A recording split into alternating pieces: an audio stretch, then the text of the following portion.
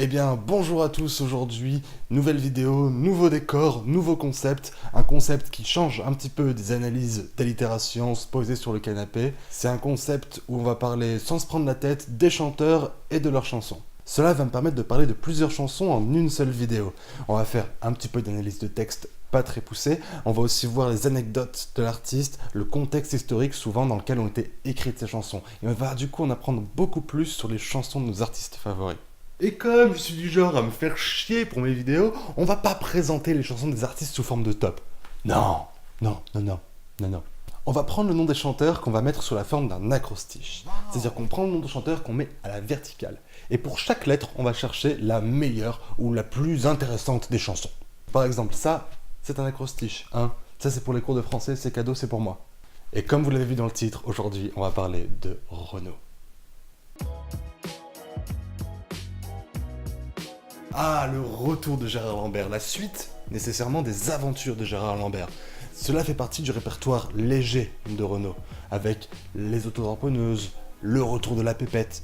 Ce sont des chansons qui ont pour seul but que de nous faire rire, un peu comme le faisait Bobby Lapointe. Mais connaissez-vous l'origine exacte de cette chanson? Oui, car contrairement à ce qu'on pourrait croire, cette chanson a beaucoup de choses à nous apprendre sur l'histoire de Renaud. À la base, cette chanson est faite uniquement, mais vraiment uniquement, pour se foutre de la gueule de Gérard Lanvin.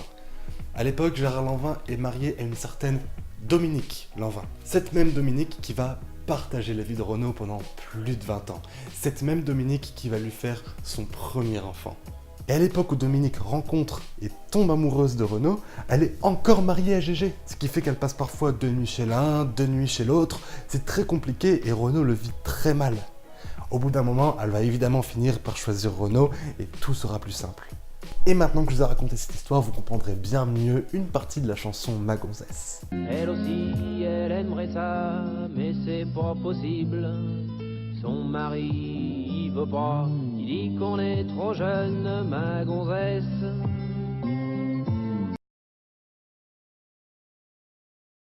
En cloque est sans doute ma chanson favorite de Renaud. Et c'est également sa chanson favorite à lui aussi. Dans cette chanson, il aborde la grossesse de sa femme et il débute avec ceci. Elle a mis sur le mur, au-dessus du berceau, une photo d'Arthur, Rimbaud, avec ses cheveux en brosse.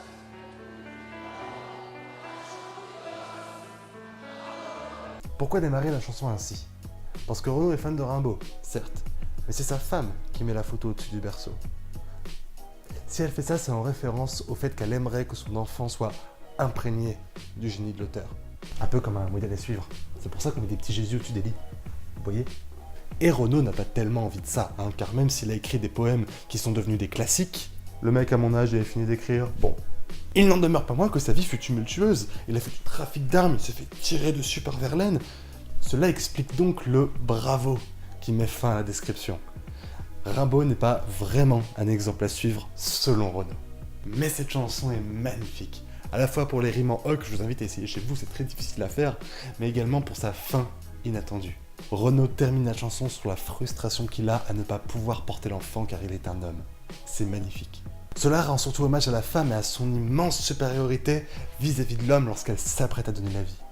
Pour Renaud, il n'y a rien de plus puissant, rien de plus beau. Dans la chanson En cloque, on évoque Renaud qui devient père. Mais avant ça, Renaud est un fils aimant et aimé. Parlons donc de ses parents avec la chanson Nos vieux. Il n'y a pas grand chose à analyser de cette chanson. Je l'ai sélectionnée surtout pour pouvoir vous parler de ses parents parce qu'il y a énormément de choses à dire.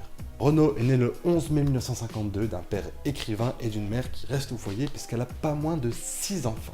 Son père écrivain rêvait d'écrire le livre qui allait totalement changer sa vie, le livre qui allait lui rapporter la reconnaissance de ses pairs. Malheureusement, il dut arrêter d'écrire de façon intensive pour pouvoir subvenir aux besoins de sa famille. Il va donc enseigner et faire des traductions par-ci par-là histoire de gagner sa croûte. Courageux me direz-vous, et c'est bien vrai, arrêter sa passion pour pouvoir s'occuper de ses enfants, il n'y a rien de plus beau. Renaud lui vouait donc une grande admiration, une admiration qui se brisa net du jour au lendemain. Un soir, Renaud, par simple curiosité, ouvre le journal intime de son père. Et il va y lire directement une phrase qui va le paralyser. Le succès de mon fils me tue. Son père considère Renaud comme responsable de son échec, frustré de ne pas pouvoir continuer sa passion à cause de son fils. Le succès de son fils l'a empêché d'écrire son grand livre, le livre qui allait changer sa vie. Il était frustré de devoir finir sa vie comme le père de Renaud, et non pas Olivier Séchant, le grand auteur. Son fils lui a volé la carrière qu'il méritait. Cette chanson, Nos vieux, est sortie dans l'album Rouge Sang en 2006, la même année que la mort du père de Renaud.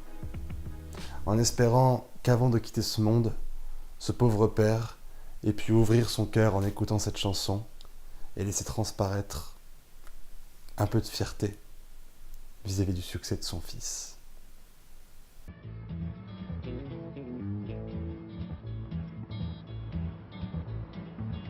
Écoutez-moi, vous les ringards, écologistes du samedi soir. Cette chanson-là vaut pas un clou, mais je la chante rien que pour vous. Imaginez un moment que nous sommes en 1975 et vous venez d'entendre ça. Ça veut dire que vous faites partie des 2000 personnes, ça fait pas beaucoup, qui ont acheté ça. Et vous venez d'entendre les premières secondes du premier morceau du premier album de Renaud. Cette chanson est un petit peu révolutionnaire pour l'époque parce qu'elle traite d'un sujet que personne n'a vraiment traité dans la chanson. Celle de la beauté de la ville dans son état le plus pur. Là, on ne parle pas du grand Paris, mais du Paris des petites ruelles, le Paris des caniveaux, le Paris des trottoirs. Cette chanson s'adresse aux bobos qui détestent Paris. Ils détestent Paris, mais ils ne sauraient pas vivre ailleurs. Renaud va donc ici faire l'apologie de la ville, en cherchant à montrer sa beauté et à quel point elle se cache partout au quotidien. Pour ce faire, on reconnaît bien là notre bon vieux Renaud qui utilise des slogans de 68, et surtout il va les moucher à l'aide de son dernier couplet. Il montre que ce ne sont pas tant les voitures qui créent la pollution, mais l'humeur que vous mettez dans Paris, l'attitude que vous avez vis-à-vis de la ville et de tous ceux qui la composent. Bien sûr, Renaud est conscient des défauts de sa ville et on le voit en fin de couplet. Mais le message est clair. Soyez fiers de l'endroit où vous vivez. Sachez apprécier les petites choses. Et rendez cette ville plus belle, comme je le fais avec ma chanson. Bon, là je me retrouve dans le piège de ma vidéo. C'est-à-dire que Renaud n'a pas fait de chanson qui commence par la lettre U. Du coup, on va parler d'une autre chanson. Enfin, c'est moi qui le décide, c'est ma vidéo de toute façon. Et on va parler de la toute première chanson de Renaud. Vraiment la toute première écrite par Renaud lorsqu'il avait à peine 16 ans. Crève salope. Oui, bon, le titre est pas très fin, je vous l'accorde, mais il faut quand même avoir le contexte. Cette chanson a été écrite en mai 68 lorsque la Sorbonne était occupée. Renaud écrit pour la première fois cette chanson et il trouve que c'est assez facile d'écrire des chansons. Il va donc mettre 3 accords dessus, chanter ça devant la Sorbonne occupée, et cela sera un grand succès auprès des manifestants. L'amphi de la Sorbonne est complètement conquis, il distribue le texte à tout va, et cette chanson va devenir un hymne de 68. Renaud était tellement fier de son œuvre que dès qu'il est rentré chez lui, il a pris sa guitare et a chanté sa nouvelle chanson devant toute la famille. Je vous raconte pas qu'il a pas pu finir le premier couplet puisqu'il s'est pris directement une trempe par son père qu'il a traité de fils indigne. Si vous ne comprenez pas pourquoi, je vous laisse aller checker ça sur YouTube. Il en existe encore une version où Renaud fredonne la chanson. Et on termine cette vidéo sur la lettre D. Et pour ce faire, j'ai choisi le Déserteur. Je sais, ce n'est pas une chanson qui a été écrite par Renaud, puisque c'est une reprise de la chanson de Boris Vian, qui marche plutôt bien d'ailleurs si j'en crois son nombre de vues sur YouTube. Et j'ai choisi cette chanson parce qu'elle a eu un impact énorme dans la vie de Renaud. Enfin, surtout une interprétation en particulier qui va le marquer. Juillet 85, Renaud donne une série de concerts à Moscou en association avec le Parti communiste français. Et lorsque le public russe entend ça, Quand les Russes, les Ricains font péter la planète, moi j'aurai l'air malin avec ma bicyclette, mes pantalons trop courts, mon fusil, mon calot, ma ration de Topinambour et ma ligne Maginot. des centaines de personnes se lèvent et sortent. Littéralement, le public s'en va, encadré par la police. Renaud termine la chanson et sort de la scène foudrage. Foudrage qu'il soit victime de ça. Foudrage d'être puni par le fait que son texte soit politique. Suite à ces événements, Renaud va développer une paranoïa extrême.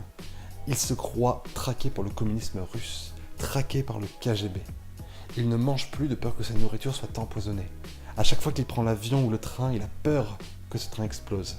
Et cela va durer durant des années. Encore aujourd'hui, il traverse des phases de paranoïa.